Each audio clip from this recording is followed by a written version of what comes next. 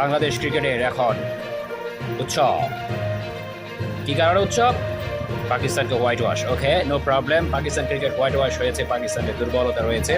আমাদের pacer Nahid Rana the superstar. আমাদের এখানে ম্যাচ ওয়েনের অন্যতম কারণ হচ্ছে আমাদের ক্রিকেট পিচ। আমাদের এই যতদিন পর্যন্ত ক্রিকেট পিচের দুর্দশা ছিল, সবচেয়ে বেশি এর নাম ছিল পাপনের একমাত্র সেই গামিনী ডিসিলভা। যে গামিনী ডিসিলভার কারণে বাংলাদেশের ঢাকার পিচ ছিল ধান ক্ষেত, তাকে ধান ক্ষেত পিচ বলা হতো। তো আমাদের ক্রিকেট বোর্ডের উত্থান পতন হচ্ছে। ক্রিকেট বোর্ডের বুলবুল সাহেবের আন্তরিকতার অভাব নাই। তাকে আপনারা কাজে রাখতেও পারেন। তামিম ইকবালের আলোচনা যাই বলেন, ক্রিকেট বান্ধব, ক্রিকেটেও যদিও তামিমের বিরুদ্ধে অনেক কথা বলেছি আমরা।